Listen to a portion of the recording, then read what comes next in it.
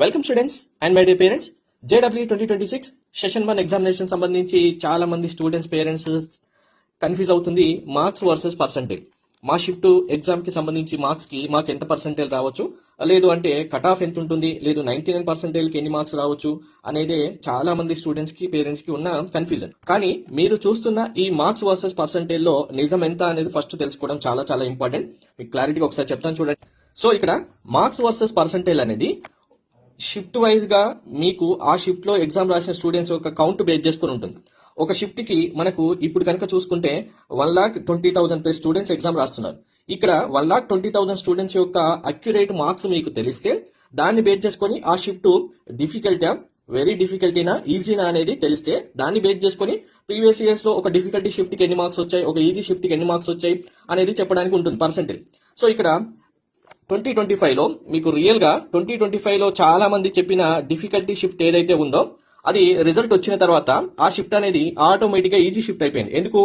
Result వచ్చిన తర్వాత ముందు అందరూ డిఫికల్టీ అని చెప్పినవి రిజల్ట్ వచ్చిన తర్వాత ఈజీ ఎందుకు అయిందంటే ఇక్కడ ఓన్లీ 1,20,000 స్టూడెంట్స్ కౌంట్ మీ దగ్గర ఉండదు. ఎవరి దగ్గర జస్ట్ ఏదో 20,000 15,000 మ్యాథ్స్ స్టూడెంట్స్ యొక్క ఫీడ్బ్యాక్ తీసుకొని ఇన్ని మార్క్స్ వస్తే ఇంత పర్సెంటేజ్ మీరు రాసేసుకోండి అని చెప్తారు. లేదంటే అక్కడ చెప్తున్న పర్సెంటేజ్ మార్క్స్ కి ఒక +or-15 యాడ్ చేసేసుకోండి అని చెప్తారు. సో ఫైనల్ గా ఏం చెప్తారు అంటే మళ్ళీ రిజల్ట్ వచ్చిన తర్వాత తెలుస్తుంటే యాక్చువల్ గా ఏది కరెక్ట్ అనేది మళ్ళీ ఇంకొక వర్డ్ కూడా యాడ్ చేస్తారు సేఫ్ సైడ్ కోసం.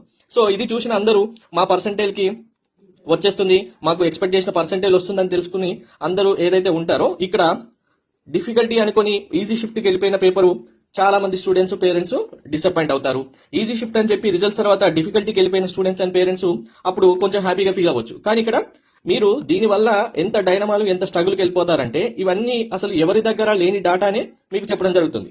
అలాంటివన్నీ మన ఛానల్లో అయితే రావు. మార్క్స్ వర్సెస్ పర్సెంటేజ్ చెప్పడం అనేది ఇంపాసిబుల్ థింగ్. పర్సెంటేజ్ వచ్చిన తర్వాత పర్సెంటేజ్ వర్సెస్ ర్యాంక్ కానీ ఆ ర్యాంక్ వచ్చే సీట్స్ కానీ చెప్పడానికి ఉంటుంది. కానీ మార్క్స్ వర్సెస్ పర్సెంటేజ్ అనేది కంప్లీట్ గా ఒక ట్రాప్ లాంటిది. దాన్ని ఫాలో అయ్యి మీరు అనవసరంగా ఇప్పుడు స్ట్రగుల్ అవ్వడం, అనవసరంగా డిసప్పాయింట్ అవ్వడం వంటి చేయకుండా ఐపీ ఎగ్జామినేషన్ కి, ఏప్రిల్ ఎగ్జామినేషన్ కి ప్రిపేర్ అవ్వడం చాలా బెస్ట్.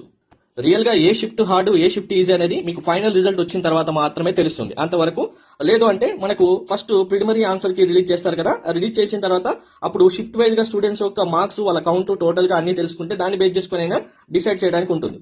సో ఇవేమీ తెలియకుండా ఊరికే లాస్ట్ ఇయర్ ఆ షిఫ్ట్ లో ఇంత వచ్చాయి కాబట్టి అని చెప్పారు. అదే లాస్ట్ ఇయర్ 2025 ఏప్రిల్ షిఫ్ట్ లో డిఫికల్టీ అని చెప్పిన పేపర్ మరి ఈజీ ఎందుకు అయిపోయింది రిజల్ట్ వచ్చిన తర్వాత, ఈజీ అని చెప్పింది డిఫికల్ట్ ఎందుకు అయిపోయింది రిజల్ట్ వచ్చిన తర్వాత?